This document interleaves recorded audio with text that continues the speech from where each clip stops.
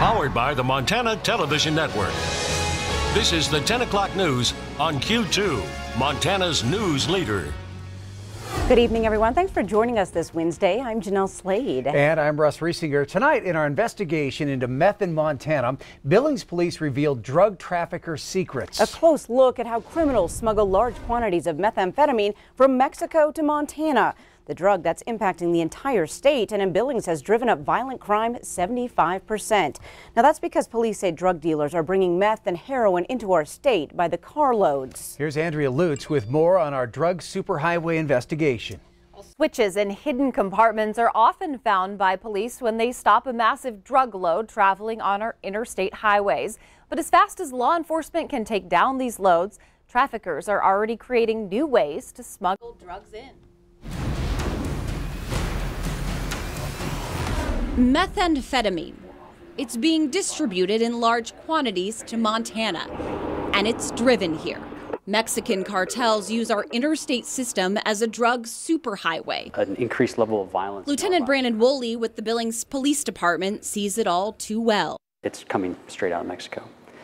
So you're getting high purities, 98, 99% pure methamphetamine. Violent crimes statewide have increased 34%. In Billings, meth-driven crimes have increased by 75%. For over 2 years, Woolley led the Eastern Montana High-Intensity Drug Task Force. His goal? To dismantle drug organizations. We've done search warrants in literally every neighborhood in this community. You know, in neighborhoods that, you would go and you'd see, a couple $1 million homes. The drug scene in Montana has significantly changed. Years ago, meth was manufactured in homes, but state law cracked down on homegrown labs. Now, a call is made to Mexico and the distribution line begins. It's supply and demand. And on the demand side, you have the addicts, you have the drive, you have the desire or the need for the drug. And then on the supply side, you have the manufacturing. And then you have the distribution hubs, you have the traffickers to get it to place. In Billings, drug seizures exceed any other in our state. Billings has always had a pretty healthy appetite for meth. But the Eastern Montana Drug Task Force is making progress in taking down drug operations. Just this year alone, to date, there are over 120 pounds of methamphetamine and over $600,000 in bulk cash seizures. Still, violent crimes continue to plague the city, meaning there's more work to be done. We're seeing an increase despite all of our efforts. That's because traffickers have gotten incredibly creative in finding ways to avert law enforcement. What looks like an ordinary car sitting in this Billings tow truck yard is one example. So during our searches, our guys are looking for anomalies, things that are unusual. But the first thing that kind of popped out in this circumstance was a trunk release switch. Traffickers using a combination of multiple switches only activated in sequence to trigger a drug compartment to open. In this particular vehicle, there was another aftermarket hidden switch underneath of the dash. And then when our guys did it, I think there was some type of use of either like a blinker or the heater gauge going all the way over. If this vehicle was pulled over and there's a roadside search, if an officer's going through quickly, not taking his time, he probably would likely miss this. Drugs were hidden in the cavity of this car, under the seats extending from the dash all the way to the trunk. Enough to get several pounds of drugs. And this particular vehicle was used to cross the border into Mexico and come back up to Montana, likely several times. Traffickers using Montana's interstate to make illegal profits off our community. Here we are on that corridor, 1, 2, we do have kind of a large rate of, some lower income that ends up turning to the drug use, whether it be for mental health care because they're self-medicating or just the drug itself. Montana's first lines of defense in the meth epidemic are police force. They know they have their work cut out for them. You look at all of our violent crimes, most of our homicides are methamphetamine related. Majority of our officer-involved shootings, methamphetamine related. And if you were able to, in a magic world, carve that out, I think you would have a lot less problems. The Eastern Montana High-Intensity Drug Task Force was recently awarded for their work in taking down and dismantling drug cartel activity here in Montana, but their work still continues. And tomorrow, in the final part of our Drug Superhighway series, we hear from a Billings woman who spent many precious years of her life addicted to meth. Russ and Jeanelle.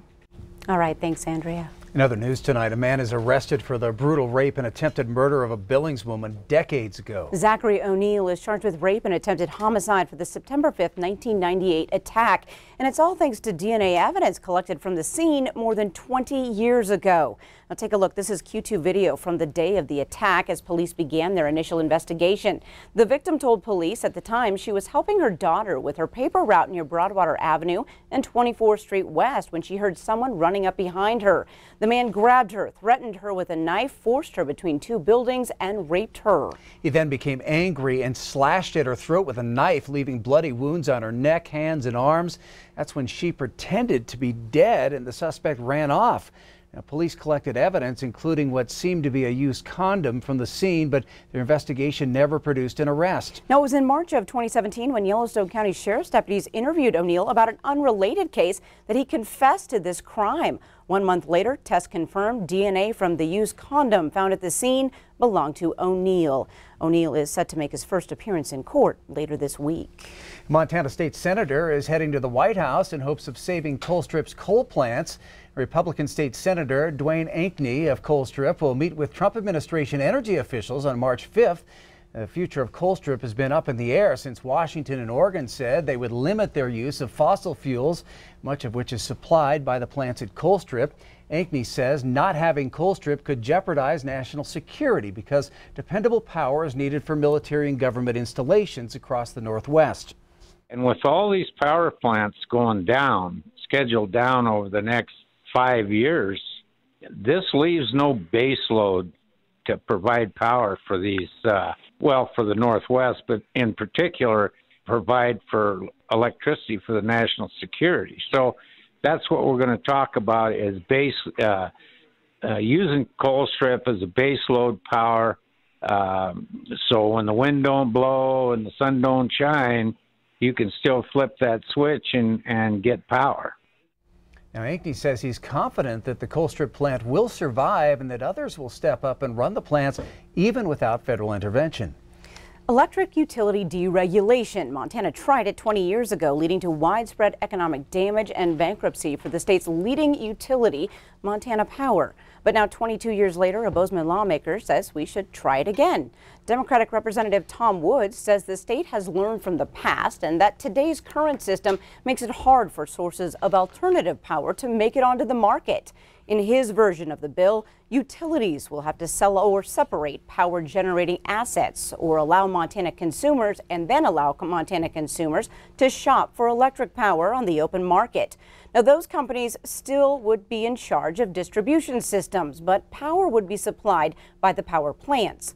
Northwestern Energy, which serves more than 370,000 customers across the state and owns several power plants, strongly opposes the measure. The bill's first committee hearing is this Friday. Turning to the weather now, Bob, the temps are falling fast out there, and I just peeked outside and the snow is falling as well. And you know, the streets were nice and clear. We finally got them all cleared off. Tomorrow morning in your commute, they're going to be all messed up again. They're going to be very slick. Take a look. Doppler radar showing the snow. It's moving into most of south central Montana. It's centered right over Billings right now. And as you'll see here, that's what we are forecasting. Our forecast model shows you at 10 o'clock it was going to zoom into our area. Now, it'll spend most of the evening tonight here, and then by tomorrow morning, it'll be out of here down in Wyoming. But then another batch of snow moves in later in the day on Thursday night, about midnight or so. And then by Friday morning, we'll see more snow moving into the region after that. But check this out. Our temps tonight, we're going down to 2 above 0 in the Billings area. Up towards the north by Havre, try 25 below 0. We'll have more on that in a few more minutes. Take a look. There's the snow falling out there right now. Let's go back to the desk.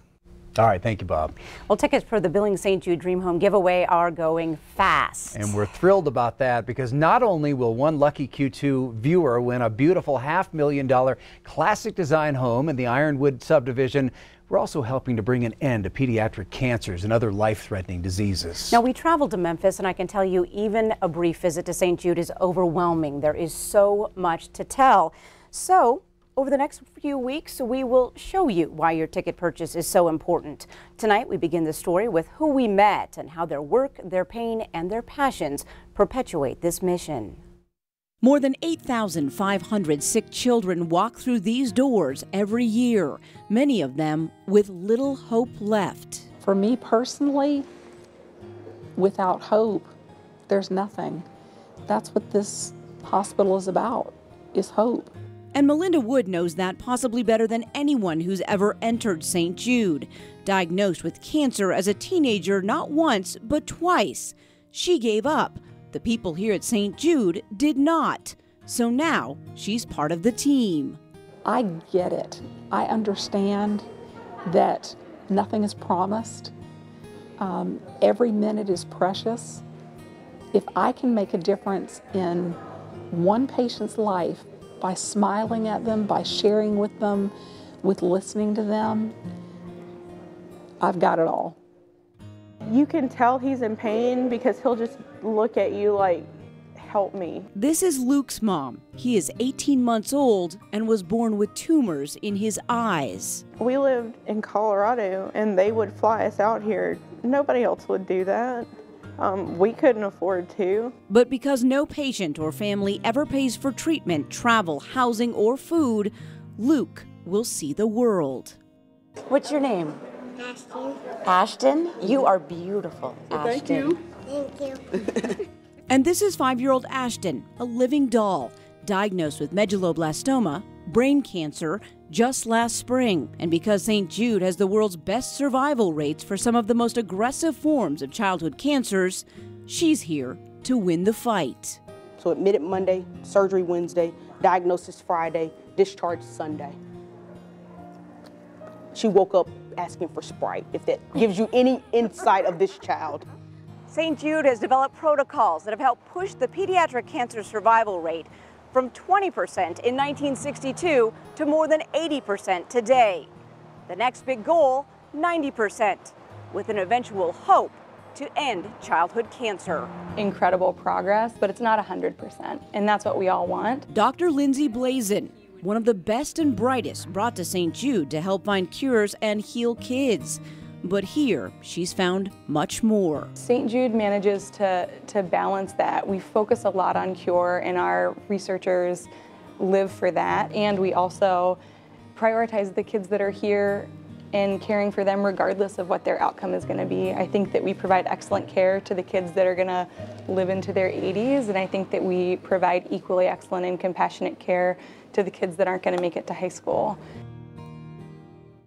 Now, this is my second visit to St. Jude, and again, I left wanting to do anything I possibly could to help beat childhood cancer. I've been there a couple of times myself. It truly is remarkable how they're helping the kids there, and that's why we're behind this effort. The $100 tickets will be on sale until they run out. You can enter by calling the number you see there on your screen. That line is open 24/7. Now, due to Montana law, tickets cannot be purchased with a credit card, and if you don't have a debit card, you can find out how to reserve a ticket with cash or a check at dreamhome.org, or you can call for more information. And an update, those tickets are going fast. As of today, just 1 week from the campaign kickoff, 2,645 tickets are spoken for. All right, coming up on tonight's 10 o'clock news, 1 century of Montana farming was celebrated today. We're going to take you to Helena for that. And later in sports, Scott has a fun story on how trick shots are going viral across Montana's high school courts. You're watching MTN News with Jeanelle Slade and Russ Riesinger. Storm Tracker weather with Bob McGuire. And sports with Scott Breen. This is the 10 o'clock news on Q2, Montana's news leader.